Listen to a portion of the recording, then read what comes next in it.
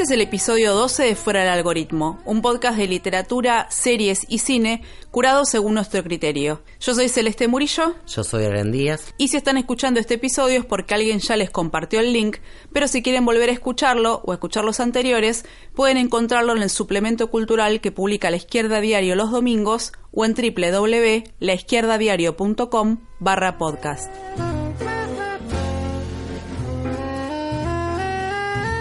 Hoy vamos a tomar una breve novela de Yuri Tinianov, El Teniente Quillé se titula, que salió hace poco por una editorial de acá, Leteo, en una nueva traducción, pero que fue escrita en 1927. ¿Quién fue Tinianov? Yuri, que es el nombre, es conocido no tanto como escritor, sino como teórico o crítico literario. De hecho, es uno de los más conocidos del llamado formalismo ruso, una corriente de principios del siglo XX que, como su nombre un poco nos dice, se centraba en el estudio de las formas literarias, en los procedimientos específicos que realiza un escritor cuando escribe, en el uso del lenguaje que sería propio de la literatura y que lo distinguirían del uso del lenguaje en la vida cotidiana.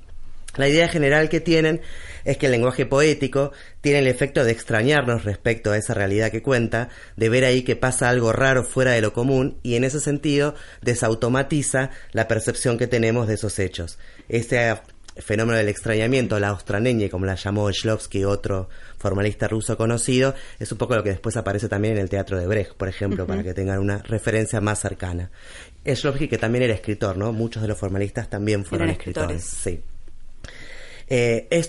Ese aspecto es muy significativo y lo resalto porque aunque el formalismo ruso en su momento tuvo polémicas explícitas con el marxismo porque consideraba que el marxismo era más bien sociologista en la lectura que hacía de la literatura, puede encontrarse que en ese aspecto hay algo en común, por ejemplo con frases como las que dice Trotsky de Mayakovsky, que hablando de su poesía dice: nos hace aparecer las cosas cotidianas como si las viéramos por primera vez. Bueno, un poco también porque Trotsky por ahí no era el sociologista que Mayakovsky pensaba, claro, para todos los marxistas. Cuando veía a los marxistas. Pero ahí hay un punto en común de esa capacidad propia del lenguaje poético y de los debates, digamos, de esa época. Pero parece que aparte de estudiar la literatura, Tinianov despuntaba el vicio de escribirla también. Y El Teniente Quillé, que en principio iba a ser un guión, ¿no? Y que terminó siendo una novela corta, aunque después efectivamente se hizo con eso una película en los años 30. De hecho, la película es muy conocida porque además tenía música de Prokofiev, que era un compositor que ya en ese momento tenía fama mundial, la sigue teniendo, así que la película está, de hecho la edición del libro viene con fotos de los fotogramas de la película, sí. Y lo que cuenta la novela son los efectos de un error burocrático. El marco es la época de Pablo I, el zar de fines del 1700 más o menos, que estaba un poco paranoico con que lo iban a matar, así que andaba todo el día endemoniado y para mantener el control a su alrededor había establecido normas estrictas hasta de cómo encabezar las cartas, que si iban dirigidas a él tenían que ser en 2 líneas, que si no centrada, cosas así, hasta la más mínima cosa. Muchas de esas cosas parece que efectivamente se basan en anécdotas reales, por lo menos que se contaban en ese momento, o sea, no son aparentemente pura invención de Tinianov. O sea que el zar era un poco control freak. Era, sí. Hay que reconocerle que en la persecuta algo de razón tenía porque efectivamente medio que lo querían matar. Lo asesinaron efectivamente y se comenta que la conspiración vino del lado de su familia, así que bueno, quizás en esa parte tenía razón, poco de razón, pero su forma de controlarlo era poner así todo perfecto a un horario determinado y demás. Obviamente acá está exagerado, pero tiene bases reales.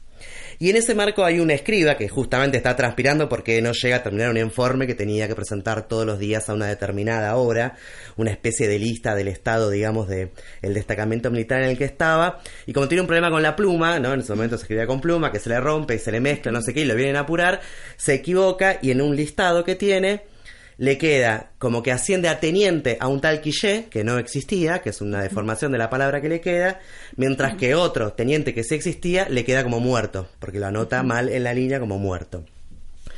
Así, digamos, empieza, ese es el presupuesto de la novela. Se armó un quilombo bárbaro. Claro, porque en ese sistema no podía haber errores. Y él termina ese informe, lo pasa, se lo dan al zar, listo. Una vez que el zar lo vio, no puede haber un error y una vuelta. No se puede corregir. No. Y entonces eso va a desencadenar una historia que tiene algo de kafkiana, pero a la rusa, digamos, ¿no? Que es con un poco de humor. Es un relato crudo de lo arbitrario que es el poder, pero hecho con humor, llevado un poco al absurdo. Porque lo que va a pasar es que son esas propias normas que el poder establece para mantener el control, bien estrictas como son, lo que va a producir grietas, digamos, en ese poder y ponerlo un poco en cuestión, ¿no? Que acá se hace por la vía del humor y del absurdo. Como no podía ser que las órdenes oficiales estuvieran equivocadas, el teniente que sí existía, digamos, y que es dado por muerto, empieza a ser ignorado. No le dan órdenes, porque si está muerto no puede tener órdenes. No tenemos nada para vos hoy. No, le dicen, no sé qué tenés que hacer. Él no sabe qué hacer. Incluso él mismo empieza a dudar de si está vivo. Claro. Porque ¿cómo puede ser que la orden esté mal? Quizás, es verdad, estoy muerto y no me di cuenta. Claro. Piensa, bueno, y empieza... el que está mal soy yo, no la orden. No los demás, claro. Y el que no existía, pero que ahora existe y fue ascendido a teniente, tiene que existir. Entonces, a su vez, se emiten órdenes de que le hagan una oficina, de que lo asciendan, de que le va a corresponder tal tarea, algo que no existía, pero nadie podía aceptar porque era decirle al zar que ahí había habido un error. Entonces todos tenían que hacer como sí, y seguir. El que peor la pasaba era evidentemente era el muerto, ¿no? El que perdió su vida, digamos, porque el otro no existía. El relato, que apela mucho a este efecto cómico, aparecen situaciones absurdas que incluso muchas veces están en el mismo lenguaje. Acá hay un poco de mérito del traductor, que también es un escritor, Pedro Rey. Dice, por ejemplo, cosas como, refiriéndose a este teniente inventado, dice que es un teniente al que no se le puede imputar ninguna falta. Y claro, porque básicamente falta, digamos. Y del muerto, por ejemplo, dice cuando en un momento él se va a internar en un hospicio porque ya no sabe qué hacer, lo anotan como muerto ocasional. O sea, por accidente, que de alguna forma es así. Claro, es un accidente. Por un accidente, solo que con una pluma y una lista, es que fue dado por muerto. Pero lo que pasa es que son entonces esas órdenes que durante el relato varios personajes van a decir que en realidad las escuchan como algo que suena por ahí, que ellos cumplen, pero que no entienden a qué vienen ni de dónde viene. Son esas órdenes las que dan vida o muerte a las cosas. Y eso, si la realidad no está de acuerdo con eso, peor para la realidad. Pero eso es lo que termina metiendo una duda en los personajes. Aparecen personajes sueltos por ahí que se preguntan, pero si esto es así, por ejemplo, al zar también lo conocemos, porque nadie lo conoce. También lo conocemos por sus órdenes, que nos llegan, que no entendemos para qué son. Claro. ¿No será que no existe y es más bien un cúmulo de palabras, de órdenes en este caso, y que no hay nada, digamos, por detrás? Ahí también se nota un poquito al teórico literario, ¿no? Porque esto de palabras reunidas que forman una realidad, también se podría decir de la propia literatura. Ahí como que se le escapa su interés. Mencionamos antes a Kafka, que es más o menos de la misma época, de hecho, pero este problema es bien de la tradición rusa, que efectivamente tuvo que lidiar con ese tipo de poderes despóticos, ¿no? El zarismo es eso, que siguió, como sabemos, hasta 1917, hasta la Revolución Rusa. Y de hecho, la propia ciudad en la que se desarrolla el relato, que es San Petersburgo, es un hecho burocrático, ¿no? La ciudad, por si no saben, fue creada por Pedro, que decidió un día, un zar anterior, que decidió que quería tener una ventana a Europa, y dijo, bueno, construyeme acá una ciudad. Era un pantano eso. Claro. Y efectivamente... Me lo rellenan todo, acá hay una ciudad. Cosa que efectivamente hicieron, por supuesto murieron miles. Hay muchos análisis de la literatura rusa que dicen que muchas de las historias de fantasmas, aparecidos, inundaciones y demás de San Petersburgo son que ver con eso. Con esa, claro, tradición de todos los muertos, digamos, que salen cada tanto. Porque fueron efectivamente miles los que murieron construyéndola. Pero también es bien típico este tipo de literatura de humor para hablar de ese despotismo. Por ejemplo, si pensamos en Gogol, ¿no?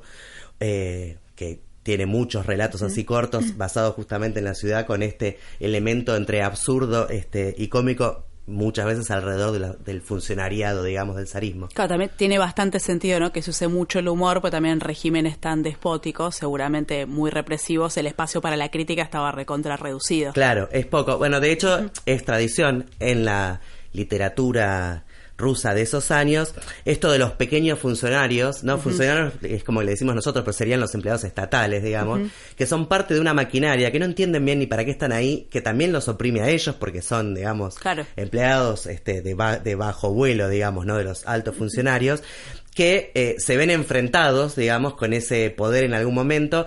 Y de hecho hay un autor, Marshall Berman, en Todos los sólidos se desvanece del aire, un libro que tiene análisis de la modernidad, analiza el caso de San Petersburgo en particular, y analiza cómo hay justamente una especie de línea de personajes, desde Pushkin hasta Biele, digamos, hasta principios del siglo XX, que empiezan con ese pequeño funcionario gris que un día se enfrenta con el poder. En Pushkin, por ahí al principio, es un tipo que mira la estatua y dice, con vos ya ajustaremos cuentas, y en Bieli ya termina siendo un hijo de un funcionario que más bien se hace populista, que más bien termina poniendo bombas a los funcionarios, digamos. Porque no le cierra ya. Claro, ¿no? Como que se va poniendo más belicosa la cosa. Y también mucho de este tema de que es ese control tan estricto por arriba lo que genera, primero, que ellos se tranquilicen viendo ese control y no vean lo que está pasando por abajo. Claro. Que es donde está la grieta que les puede cuestionar, digamos, ese poder. De hecho, en esta novela que mencionaba de Bielice, que se llama San Petersburgo justamente,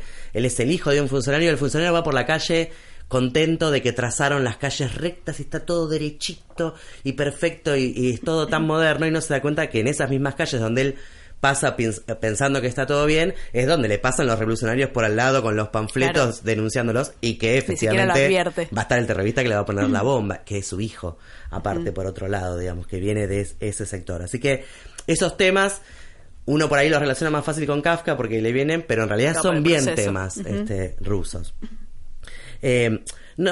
Obviamente lo que a uno más acá en el siglo le trae, no sabemos si Tiñanov lo hizo pensando en Stalin, pero siendo 1927 es muy probable. En los 30 es fácil hacer esa relación, aunque acá viene de una tradición anterior. Sí, no, te iba a decir que justamente está muy enlazada la idea de burocracia con el stalinismo, y en realidad se conoce mucho menos todo lo anterior, todos los problemas burocráticos, ya existía una burocracia antes de que estuviera Stalin, una burocracia distinta, obviamente, pero por eso está tan presente también desde tan atrás en la literatura rusa. Claro, y por eso muchos engarzan, digamos, directamente la literatura contra Stalin con esa tradición previa, incluso por el lado del humor.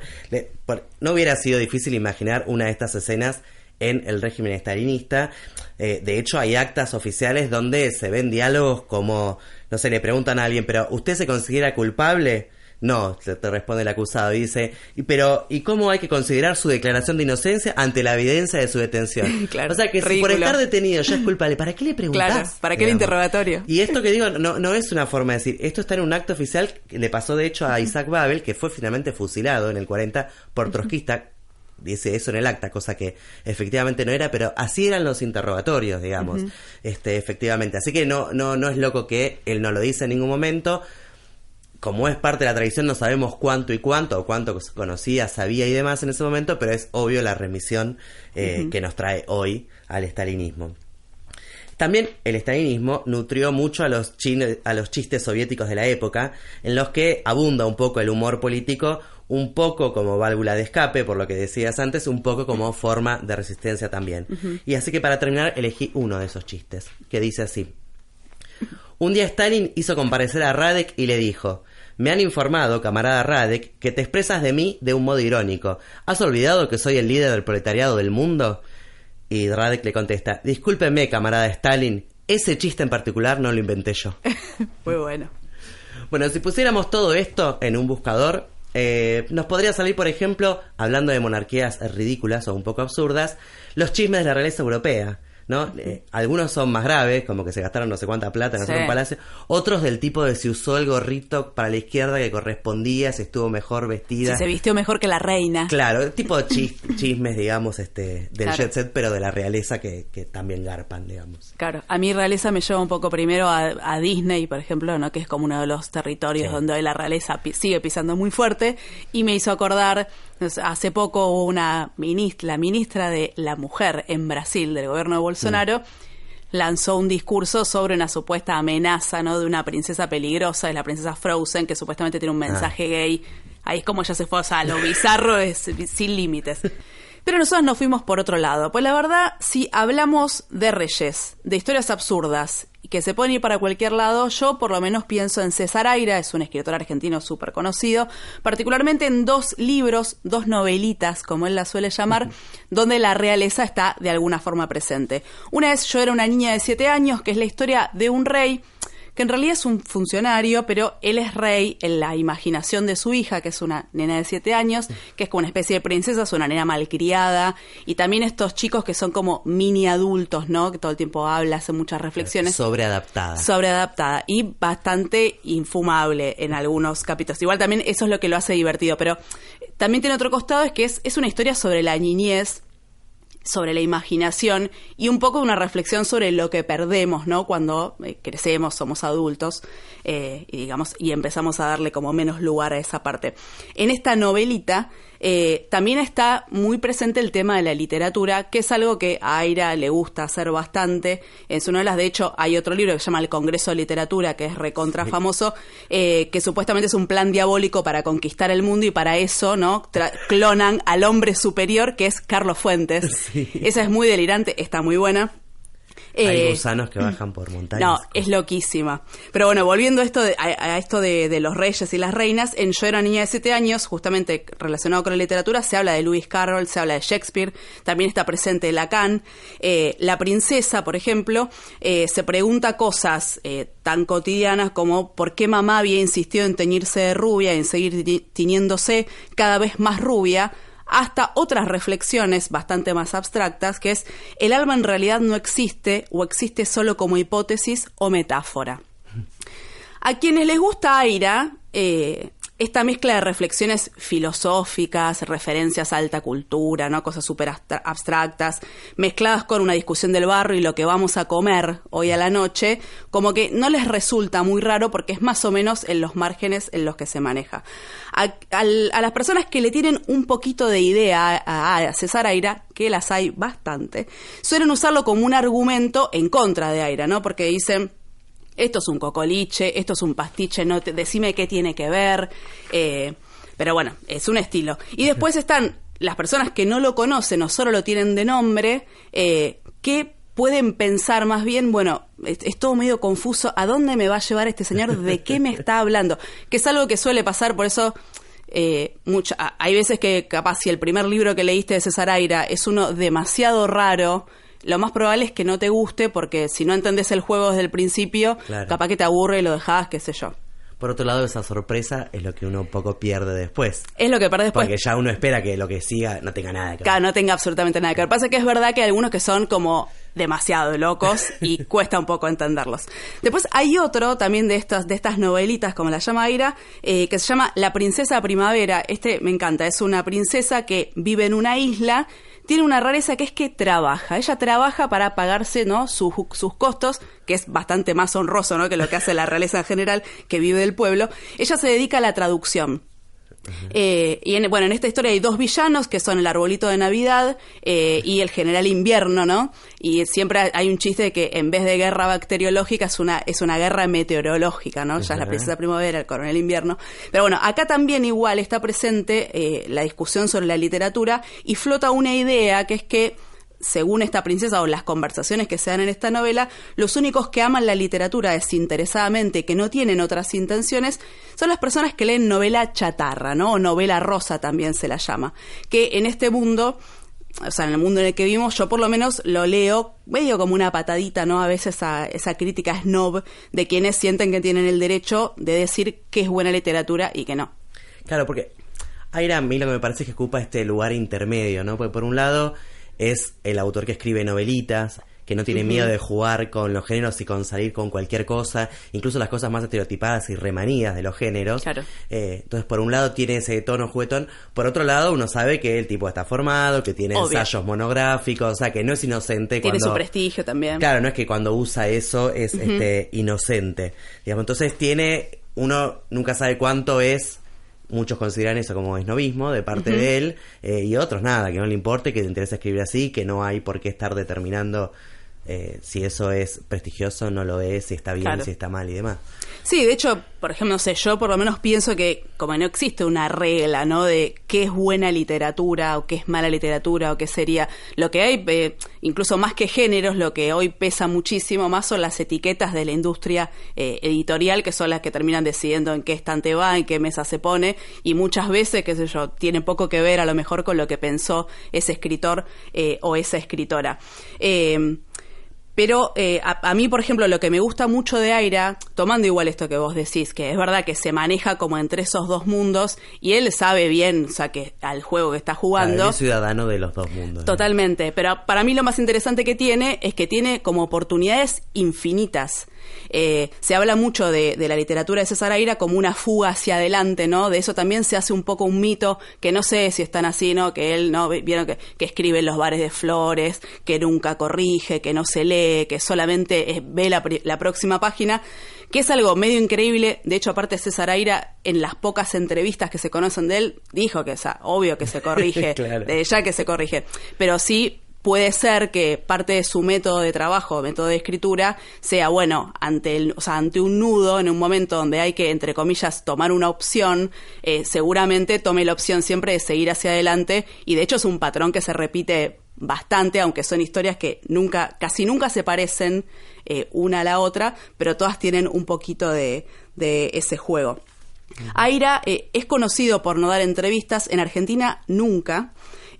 A veces lo hace fuera del país. Él tiene una excusa que se inventó, ¿no? Que la dijo hace unos años en México, que es que él no da entrevistas porque como escribe tanto, si él tuviera que presentar y dar entrevistas cada vez que hace un libro, entonces eso le quitaría mucho tiempo.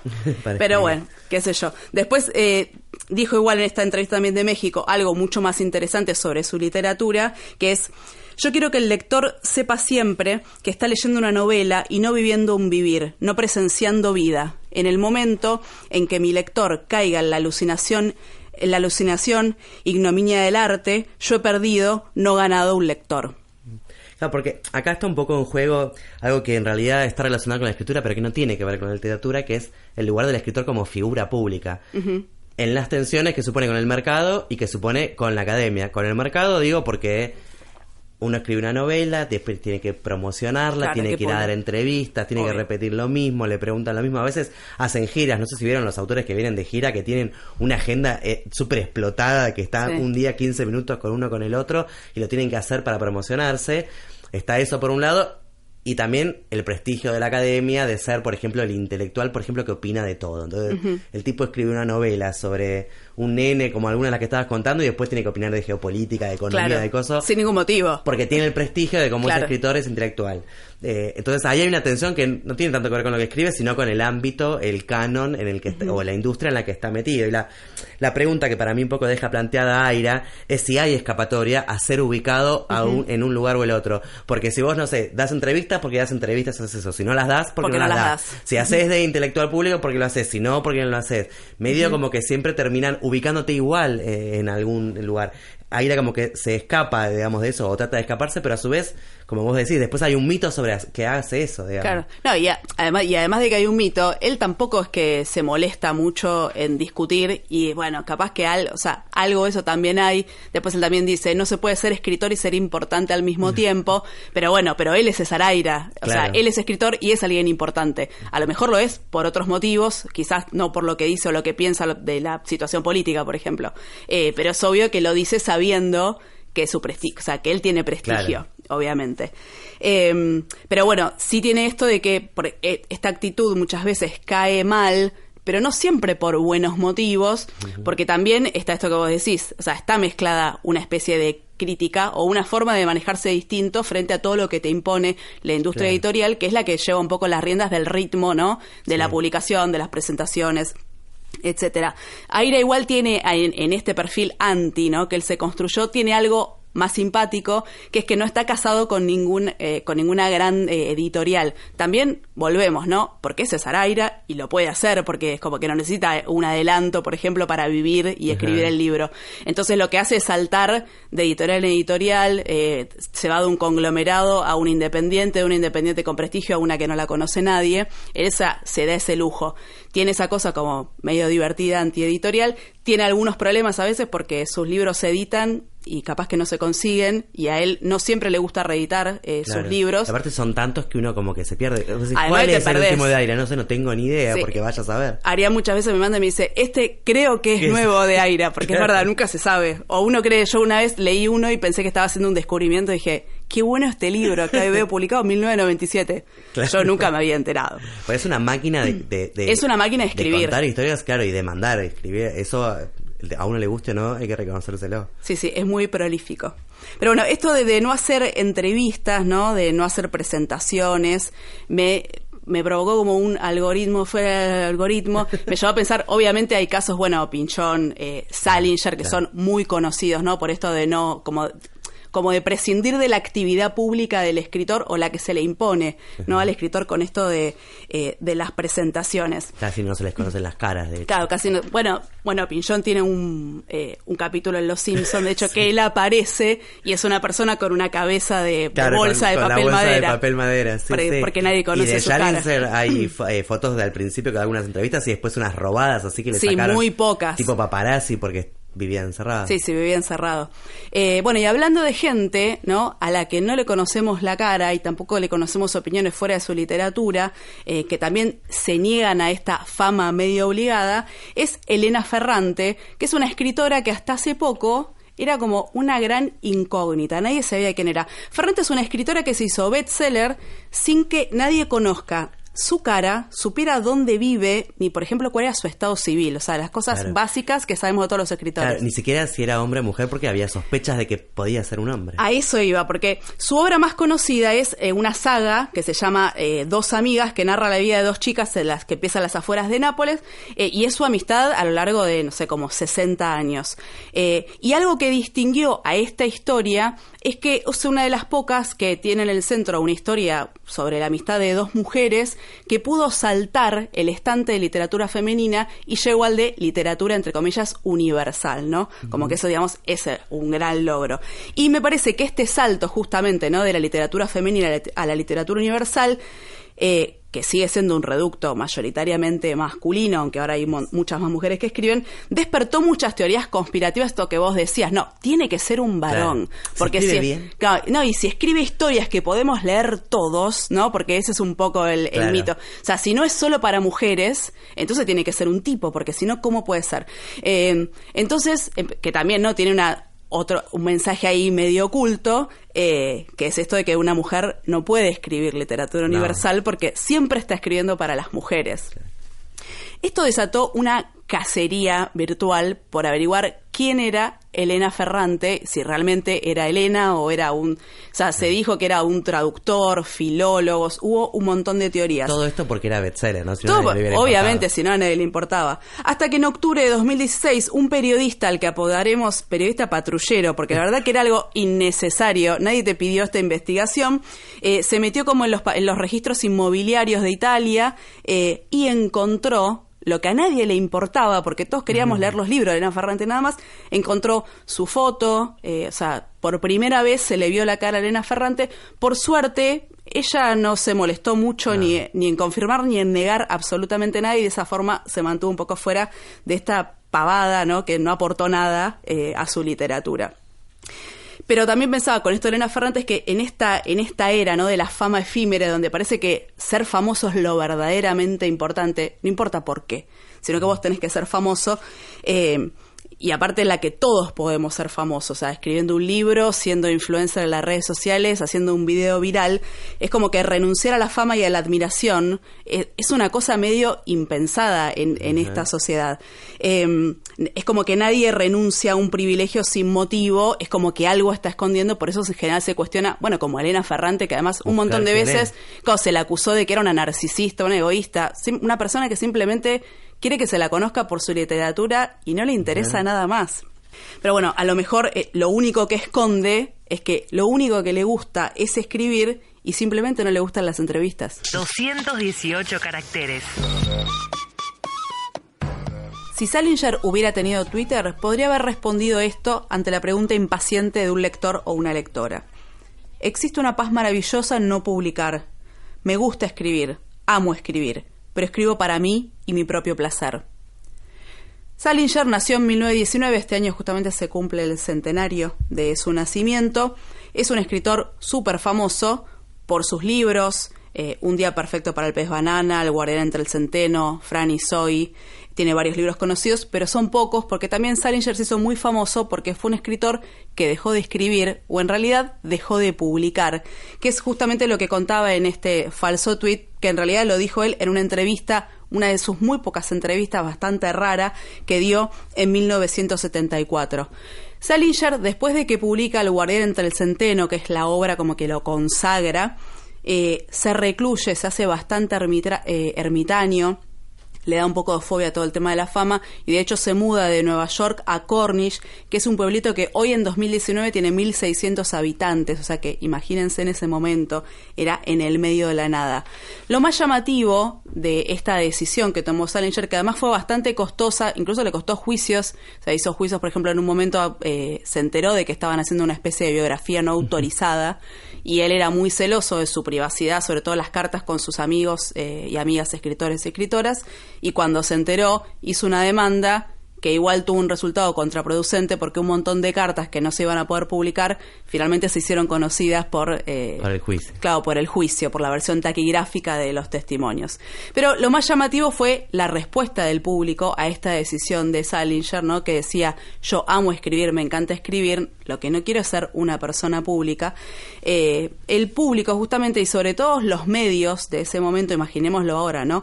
Le exigían algo que él no les podía dar y tampoco era una exigencia muy justa, porque era medio que le decían, bueno, te hicimos famoso, ¿cómo puede ser que no quieras que estemos observando día tras día, minuto a minuto, tu vida privada? Con esto terminamos el episodio 12 de Fuera del Algoritmo.